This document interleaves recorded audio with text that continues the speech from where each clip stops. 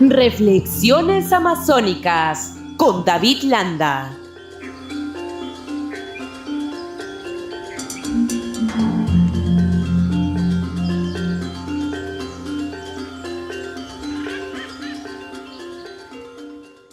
Saludamos a esta hora a David Landa, ecologista, integrante del colectivo Moyobamba 500 años. Qué gusto saludarte, David.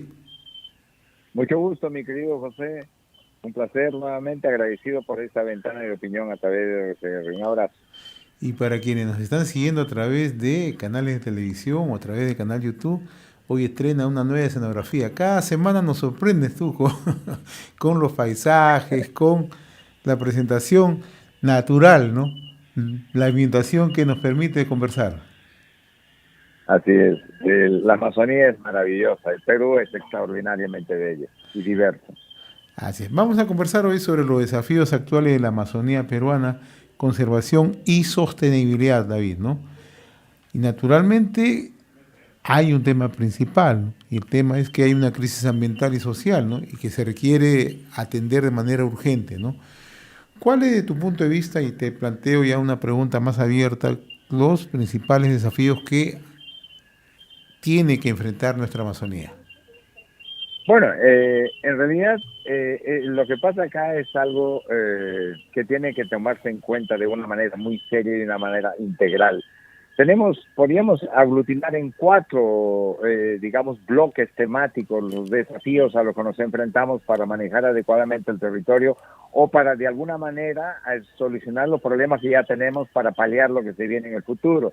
Y es la deforestación desenfrenada, que es el tema paraguas de todos esos desafíos, que aglutina una serie de amenazas ahí. Lo otra, la amenaza a la biodiversidad, el otro bloque, impacto a las comunidades, porque hay poblaciones que han estado asentadas acá durante, milenios y han adquirido una manera de interactuar con la naturaleza, a las cuales tenemos que cuidar, de quienes también tenemos que aprender lo que hay que aprender, ¿no? Y el cambio climático y las sequías como consecuencia que estamos en, como lo que estamos viviendo en este momento en la Amazonía, que es una manera dramática, mi querido. Son los cuatro bloques importantes, ¿no? La deforestación es la partera de todo aquello. O sea, ¿qué quiere decir? La intervención del territorio sin haber aprendido, haber estudiado, haber evaluado sus condiciones, sus potencialidades para poder nosotros ingresar e interactuar con toda esta, reserva tropical maravillosa que tenemos, ¿no? Y de ahí es que esta deforestación trae como consecuencia el otro bloque de desafío, que es cómo paliamos el tema de la amenaza a la biodiversidad. Y ahí está siendo afectada la sociedad en pleno, la humanidad en pleno, el planeta en pleno, la naturaleza en pleno del planeta. Y estamos perdiendo oportunidades porque incluso de investigación científica con potenciales beneficios para el tema farmacológico, para el tema médico y etcétera, que podríamos ser beneficiados como sociedad. Y claro, el impacto a las comunidades nativas, indígenas que aquí están asentadas, que es un tema que también hay que tomar en cuenta, que hay que solucionar. Hay que ver qué estrategias se montan al respecto, porque estas están siendo desplazadas, están siendo afectadas y otras están siendo desaparecidas, no por un tema genocida, ¿no?, de desaparición de la etnia, sino porque se absorben en esa cultura mestiza que tenemos y se desdibujan sin entender, sin que les hagamos comprender la importancia de su presencia y de sus conocimientos en el bosque, ¿no? Y claro, como consecuencia de todo ello, tenemos ahora que sufrir el tema del cambio climático, que es un desafío tremendo que tenemos que enfrentar también y que nos trae como consecuencia las sequías. Y no solamente las sequías, sino que la pérdida de la cobertura forestal, entonces liberamos ingentes cantidades, toneladas de dióxido de carbono a la atmósfera e incrementamos la concentración de los GI, de los gases de efecto invernadero, y tenemos todas esas distorsiones climáticas que nos traen periodos atípicos de sequías extremas como lo que estamos viendo ahorita, y eso ya es un impacto global al tema del clima en el planeta, ¿no? Hola, David. Parece recurrente, pero siempre que conversamos sobre este tema, cuando hablamos de deforestación, tenemos que hablar cómo se ha ido expandiendo una agricultura no sostenible, la minería ilegal, la tala ilegal de madera, ¿no?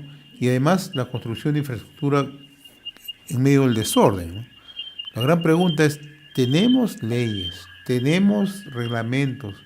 Esto no se cumple. O sea, si el gobierno central no lo hace, tendría que asumirlo el gobierno regional, o en este caso la autoridad subnacional, ¿no? ¿Por qué no se hace un trabajo mucho más efectivo, un trabajo mucho más directo para enfrentar estos tipos de problemas que estoy planteando?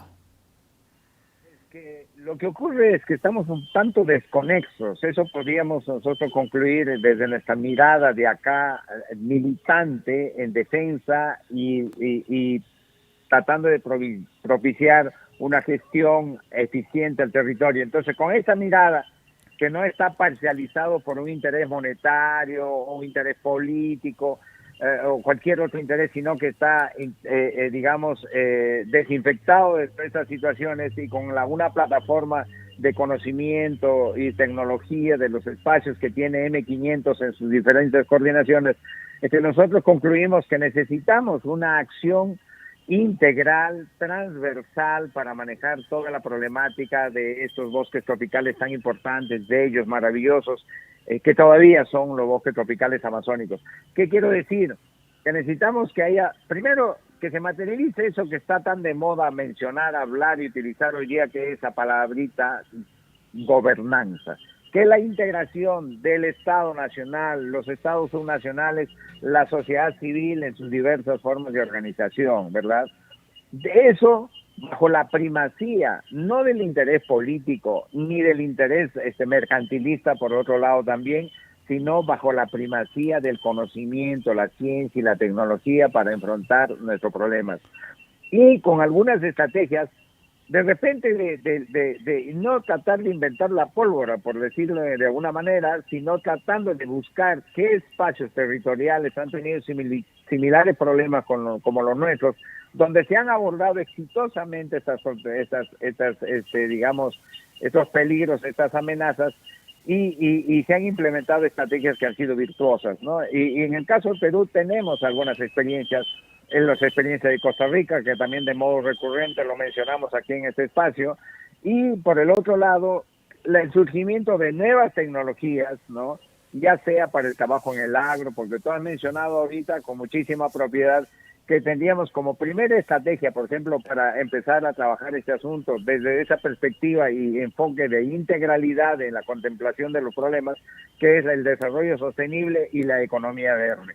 Ahí tenemos que implementar de conocimiento de una tendencia de la implementación de mecanismos de desarrollo que estén enmarcados dentro de las estrategias de sustentabilidad. ¿Qué quiere decir? Que usemos adecuadamente los recursos de modo que garanticemos a las generaciones que vienen el uso de estos mismos recursos en igual cantidad o mejor calidad. Y para eso tenemos conocimiento, ¿no? Eso es la clave de la sustentabilidad. Y utilicemos energía limpia. Por ejemplo, que no tengamos, si tenemos un enfoque que es necesario la actividad minera, por ejemplo, que también le integremos los servicios, los medios que vamos a proveer para que la minería se desarrolle, porque son necesarios esos recursos para el desarrollo del país, que se estén integrados también a estrategias de desarrollo en la Amazonía. ¿Qué quiero decir? Por ejemplo, hace poquito que se ha licitado ya la línea de transmisión en alta, que va a pasar por cerca de San Martín y van a, potenciar el sistema interconectado eléctrico nacional. Y se ha determinado que la línea de transmisión en alta venga por la Sierra de la Libertad, límite con San Martín, y cruce de extremo a extremo el departamento. Nosotros nos parece interesantísimo porque privilegia la minería, pero hubiese sido más interesante, o sería muy interesante, complementar con ramales internos que nos traigan energía limpia a San Martín, para que nosotros podamos desarrollar, en el marco de este desarrollo sostenible y economía verde, todas nuestras capacidades hidroenergéticas sin halagamiento que tenemos en la región, y traer energía para desarrollar manufactura y otras industrias, que en esa perspectiva de sustentabilidad en la región, y le quitemos presión al bosque en las actividades que tenemos. Entonces, eso no se está haciendo. Entonces, primero, desarrollo sostenible, economía verde. Y luego, claro, educación y sensibilización, investigación científica que lo acabamos de mencionar, ¿no? Seguir trabajando con el tema de áreas protegidas y que es importante, que las regulaciones no vengan solamente desde Lima para otorgarnos a nosotros la categoría de área de conservación privada, por ejemplo aquí en el Jardín Botánico Amazonía, sino que esas capacidades los tenga el gobierno subnacional regional, porque si no, no avanzamos.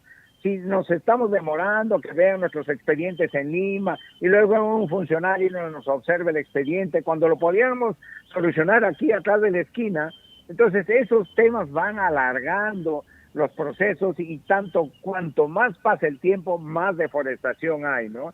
Y claro, otra estrategia, la cooperación internacional, que sea usado los recursos de manera eficiente, que no sigamos regidos por consultores de medio pelo y que no conocen nuestra realidad y nos planteen soluciones que más que soluciones son agravamiento de los problemas, y que por el otro lado la cooperación internacional sea fiscalizada en el país para que no sirva para pro bolsillo nada más que el enriquecimiento de los que lo manejan, ¿no? Eso es, mi querido José. Y claro, todas estas acciones tendrían que estar monitorizadas y evaluadas continuamente, y eso es lo que no se está haciendo. Hay que dinamizar más esa actividad. Ahora, y el otro tema es el impacto que eso tiene en las comunidades indígenas, ¿no? ¿De qué manera también esto se está midiendo, estos impactos? Absolutamente, ¿no? Justamente tiene que ver con lo que te acabo de mencionar, de la implementación de estas estrategias. Cuando uno habla de reservas naturales, también hay que hablar de las reservas indígenas. Hay que darles a ellos imperio sobre su territorio. Hay que también proveerles de educación, de conocimiento, de tecnología, porque a veces no todo lo que ellos hacen también es sustentable, y ¿verdad? Porque las comunidades envenenan los ríos, echan ayahuasca, matan los alevinos. Esas cosas tienen que ir cambiando, pero también tenemos que recoger de ellos sus buenas prácticas, ¿no? De conservación del ambiente. Ellos tienen una economía, digamos, muy plana, muy blanda, y son itinerantes, casi nómadas en su territorio, y ocupan espacios vitales que son necesarios para su subsistencia de una manera intuitiva, ¿no? Entonces, esos saberes tenemos que incorporarlos, pero hay que proteger esas comunidades, hay que dotarles su territorio. Esas reservas indígenas son necesarias. Tampoco no tenemos que descubrir la pólvora, tenemos que ir a ver cómo se han manejado las reservas indígenas en Canadá, en Estados Unidos, obviamente después de haber pasado esos países por esas terribles eliminaciones, comprendieron y les dotaron de territorios a las reservas indígenas, les dieron imperio y propiedad sobre su suelo para que también sean dueños de los recursos que ellos tienen, y les dieron autonomía de uso de sus recursos, de alguna manera vigilados, monitorizados, ¿no? Y mírate tú, esas comunidades son ejemplares. Algunas experiencias, no digo que se copie todo exactamente, pero miremos lo que podemos recoger y podamos aplicar aquí en nuestro medio, ¿no? Yo diría que apliquemos ese principio paulista del apóstol, ¿no? Que decía, examinarlo todo y retener lo bueno. Nos falta aplicar ese principio quizás con más vehemencia aquí en la Amazonía, mi querido José. Ahora, tú también mencionabas la necesidad de una acción más integral, mucho más cercana entre las distintas instancias, ¿no? ¿Por qué no se logra esto? Es que estamos desconectados. La verdad es un tema, me parece, de factores psicológicos.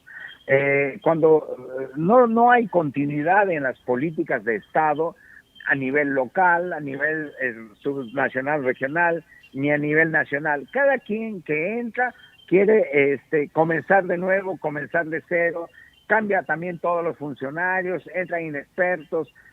No tenemos una continuidad en las políticas de manejo territorial, y por lo tanto la gestión del territorio se convierte ineficiente, paquidérmica, tortuguesca. Entonces ahí necesitamos que realmente nos sentemos, haya como un ente articulador que puede ser un comité consultivo permanente en temas de gestión del territorio, que vaya a ser la bisagra digamos, entre la administración entrante y la saliente, y no se cambia la perspectiva, ¿verdad? Y las políticas, cada quien entra y quiere imponer nuevamente sus criterios, los funcionarios son nuevos, tienen que aprender, etcétera, todo es un desmadre. Entonces, así no podemos manejar la Amazonía, este bosque tropical. Tenemos que tener continuidad en nuestro manejo y no hayan esos baches, porque si no, no estamos avanzando como deberíamos avanzar, y la tragedia nos va ganando el paso, ¿no? Entonces, estos factores de amenazas de los 4 bloques que mencionaba al principio, ¿no? Que son la deforestación, la amenaza sobre la biodiversidad, sobre las comunidades indígenas y el cambio climático, ¿no? Muy bien, mi estimado David, como siempre es un gusto haber conversado contigo a través de Reflexiones Amazónicas. Un fuerte abrazo a la distancia, gracias.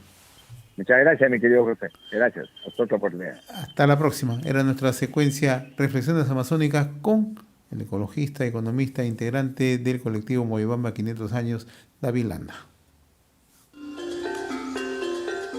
Reflexiones Amazónicas con David Landa.